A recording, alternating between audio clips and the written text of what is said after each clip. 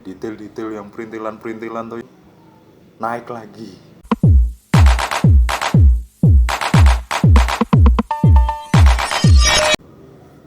Assalamualaikum, apa kabar guys? Sehat selalu. Wow. Yes, jumpa lagi dengan Johan Budi J Channel. Tidak lupa kita berdoa dulu bersama-sama. Mari kita jaga kesehatan, selalu berbahagia bersama orang-orang tercinta di sekelilingnya. Amin. Yes, kali ini mari kita ngobrol lagi, mari kita cerita-cerita lagi. Oke guys ya, perintilan detail-detail yang kecil-kecil. Jadi kan kita bertanya-tanya nih setelah nonton video aku, mungkin ya guys ya, teman-teman bapak-bapak ibu-ibu semua mungkin bertanya, wah kayaknya kalau kita berdiskusi nih, kita ngobrol-ngobrol nih untuk yang terjadi yang detail-detail kayaknya seru. Iya nggak? Jadi apa sih, kita jadi lebih strong lagi, lebih kuat lagi untuk menangkap hal-hal yang perlu kita sikapi dengan ilmu, dengan syariat, ya kan? Sehingga apa?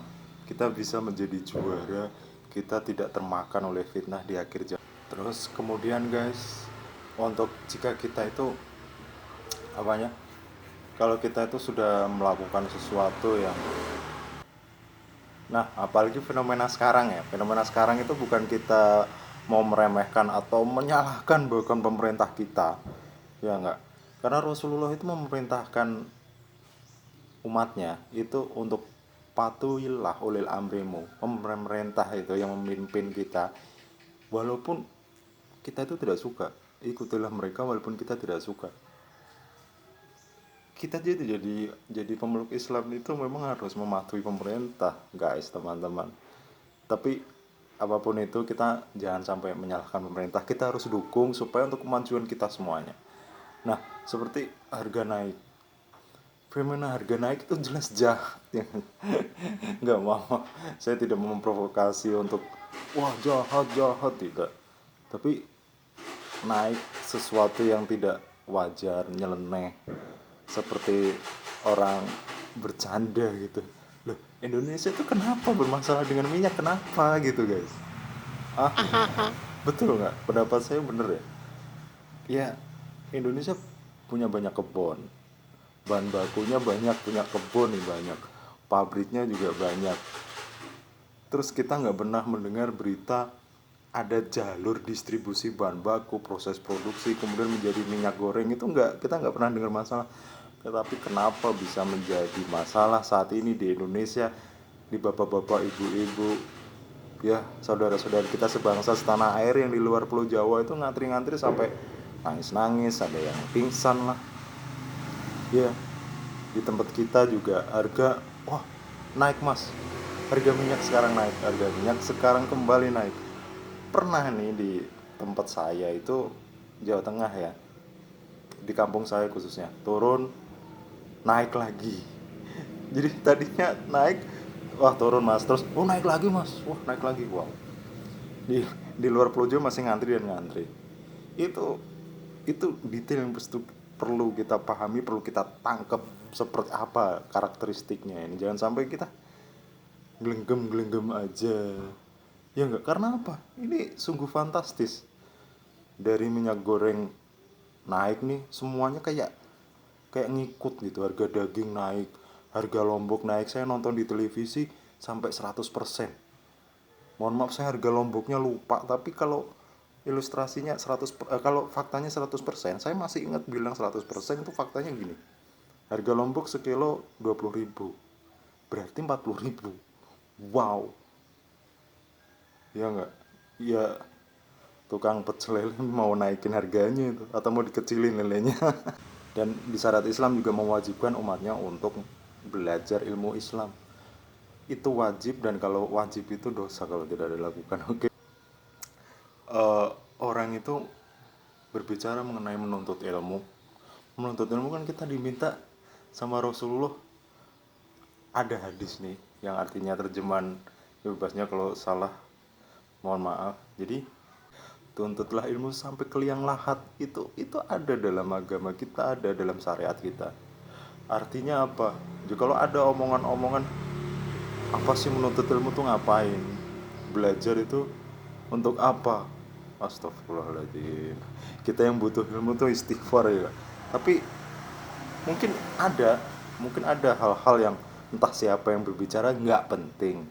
Jangan bicarakan beliau-beliau karena kita, ya kan, kita diajarin untuk tidak melakukan itu. Cuma kalau kita pernah mendengar hal itu salah. Jelas-jelas Islam itu mewajibkan pemeluknya itu untuk menuntut ilmu. Kalau nggak belajar syariat Islam ya dosa kita. Iya. Jadi artinya wajib di sini kan guys. Kalau ditinggal ya dosa, kalau dilakukan berpahala. Iya, kita nggak menuntut ilmu ya dosa gratis. Wow, nggak menuntut ilmu itu kan kesannya kita nggak harus ngeluarin tenaga tapi kita berdosa ya. Nah, kita bicara mengenai rizki. Rizki itu tidak akan pernah tertukar. Kita udah sering denger ya. Kita udah sering denger. Jadi kalau ada kesempatan apapun berkompetisi, iya kan? Ternyata misalkan berusaha dalam bentuk berdagang atau apa, kok ternyata itu kena orang lain, kena temen kita. Misalkan project kena orang lain, kena temen kita. Itu artinya bukan rizki kita.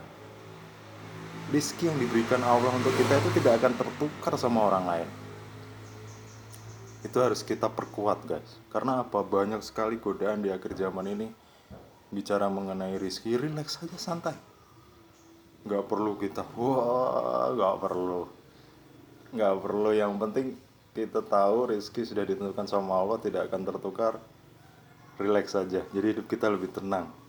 Ya, usaha-usaha yang kita lakukan segala macam itu, ketika kita sudah berdoa, kita berserah, kan ikhtiar doa, kemudian kan kita berserah, yang dinamakan dengan tawakal. Biar Allah yang menentukan, biar Allah yang menjawab ke kita apa yang terbaik itu pasti untuk diri kita, untuk hambanya. Jadi jangan pernah berpikir nggak mungkin apanya yang nggak mungkin, asalkan realistis ya. Dalam arti kita, come on, kita hidup di akhir zaman ini harus realistis. Artinya ketika kita bertemu sesuatu, bener kok, bener. Saya dengar dari dulu kalau kita berusaha, kalau kita serius kuat, berusaha dengan racikan yang benar, ya masa nggak bisa? Iya bener bisa. Tapi maksud saya bener bisa, tapi kita kan juga mesti realistis. Iya dong.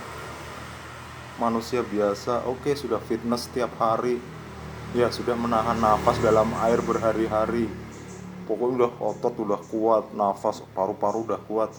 Tapi kalau suruh keliling bumi renang tanpa istirahat, siapa yang bilang mungkin, siapa yang bilang mampu, siapa yang bilang kuat? Itu namanya nggak realistis kan. Tapi itu udah di luar batas kemampuan tubuh kita, ya nggak?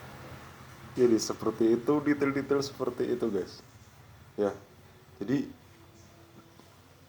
mari dengan contoh-contoh detail yang seperti ini, kita selalu merealize, kita selalu menjaga diri agar kita mampu menghadapinya.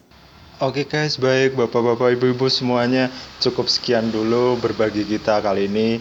Harapan saya semoga menggugah, menginspirasi, membuat kita untuk menjadi juara di akhir zaman ini. Amin, luar biasa harapan kita juara. Oke, kalau ada sesuatu silahkan tulis di kolom komentar, saya akan berterima kasih sekali. Dan jangan lupa like, comment, and subscribe di Johan Budi Channel.